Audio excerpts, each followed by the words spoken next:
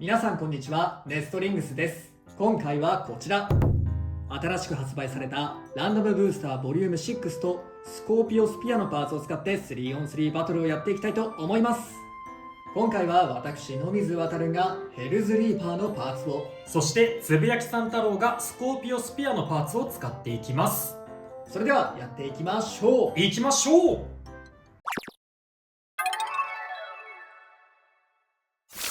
まずシュートポジションを決めるじゃんけんをします。最初はグー、じゃんけんぽい。左。お互いのファーストベイ。せーの、じゃん。スコーピオスピア 455DB。 ライノアーク T660K。 ファーストバトルレディーセット。3、2、1、ゴーシュ。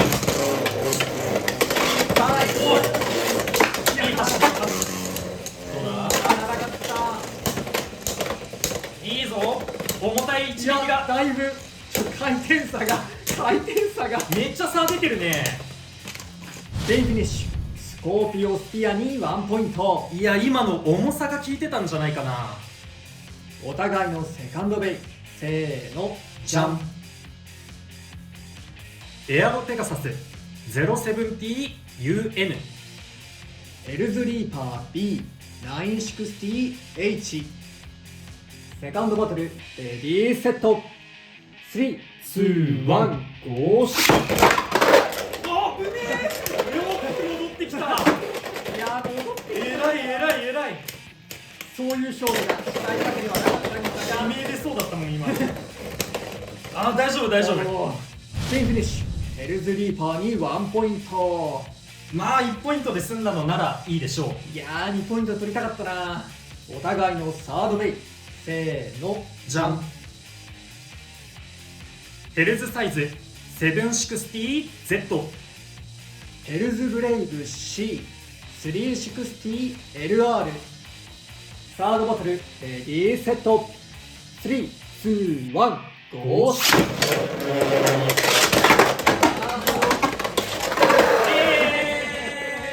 自分から出てったよ。なんかオーバーフィニッシュ、ヘルズブレイブに2ポイント。望んでた勝利ではない。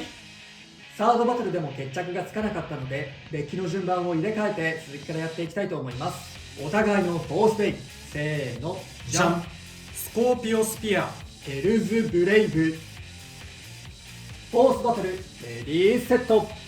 3、2、1、ゴーシュ。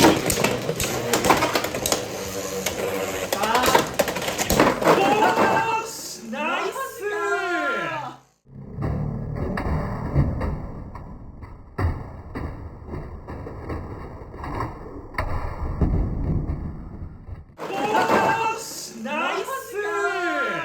エクストリームフィニッシュ、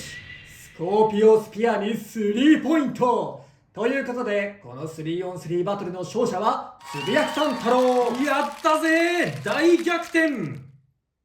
変形してる？それしてない。変形してない変形してなくても質量であの攻撃力なんかね。そう、重さが効いてた感じするね。1戦目も4戦目も。はい、ということで今回はスコーピオスピアとランダムブースターボリューム6のパーツを使って 3on3 バトルをやってきました。いかがだったでしょうか？いやー、俺は自分が使ってたスコーピオスピアがすごい大活躍してくれてめちゃめちゃ嬉しかったです。今まで結構ね、前回の CX ラインが発売された時とか、その前とかも、俺が結構ね、新商品使うと、なかなか動画内の本番の時にいいバトルを見せることができないっていうのが続いてたのでね、久々にこのスコーピオスピア、ちゃんと本番でいいところも見せることができて、本当嬉しかったです。で、このスコーピオスピア使ってみて感じた感想なんですけど、まずはやっぱその重量だね。このブレードめちゃくちゃ重い。俺が持ってるブレードだと 39.6g ぐらいあって、まさかの 39g 超えという重量ですごい重量級のブレードが出てきました。今まで重量級のブレードといえばエアロペガサスとかインパクトドレイクとかフェニックスウィングとかあったんですけど、その辺の今まで重いと言われていたブレードも、37g 後半とか 38g だったので、それを超えてくるやつが出てきましたね。で、この重量の良さっていうところも結構バトル内でも見せることできたんじゃないかなって思います。ファーストバトルの時とかはね、相手とのスピン勝負になった時にすごい回転力に差が生まれるような戦いになったのも、あれ結構重量差が効いてるんじゃないかなって思ってます。あとはフォースバトルの時にこっちがカウンターのエクストリームダッシュが決まったのかな。そのカウンターで相手を一気にエクストリームフィニッシュに追い出すことができて、あれも重量の乗った一撃が決まったんじゃないかなと思っております。あとはスコーピオスピアといえばユニークラインということで、もうすごいこのブレードだけの特徴的な個性が乗ってますね。ブレードの構造が二重になっていて、上のメタル部分と下のプラ部分に分かれていて、エクストリームダッシュをすることでビットが回転すると下のプラ部分が動いてモードチェンジするっていうことで、最初はディフェンスモードでプラ部分が丸くなってるんですけど、エクストリームダッシュするとアタックモードでプラ部分が隠れてこの3枚刃が露出するっていう構成で、めちゃめちゃユニークなやつが出てきたなって思います。すごい面白い構成してますね。で、ちょっと思ったのが、若干カスタムラインとブレード構成似てるかなって思ってて、上がメタルで下がカスタムラインでいうところのアシストブレードっぽいような形状になってるので、カスタムラインとちょっと似たような特性も持ってるなって感じました。というのが、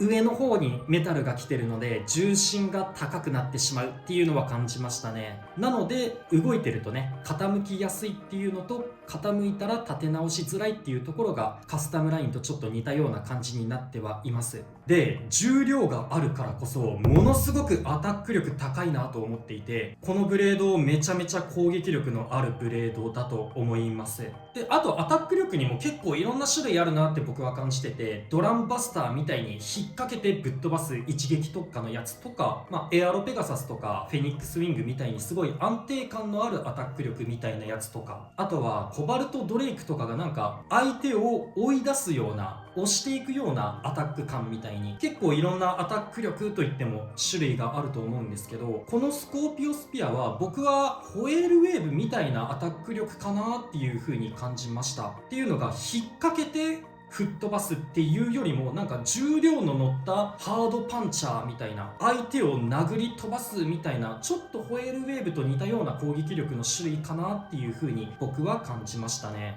で、攻撃力は本当言うことないぐらいすごく高いんですけど、若干スタミナ面がね、ちょっと残りづらいかなとは思いました。エアロペガサスとかフェニックスウィングとかはね、アタック力もありつつスタミナ面もあるんですけど、ちょっとこのスコーピオスピアに関してはスタミナ面はそこまで残らないかもなっていう風に感じたので、今回僕は DB の、スタミナ系のビットを使いはしたんですけど、もっとアタック寄りのカスタマイズをした方がこのスコーピオスピアは生きてくるんじゃないかなっていう風に感じました。で、なぜ今回 DB 使ってたかというと、サソリのベイということで、この DB はトライピオにすごい似てる形状してるのでね、令和版トライピオの魂を乗せて回してみました。このカスタマイズはトライピオを意識したフリーバトル用のガチではないカスタマイズのつもりで作ってはいたんですけど、すごくいい勝負してくれたので結構感触良かったです。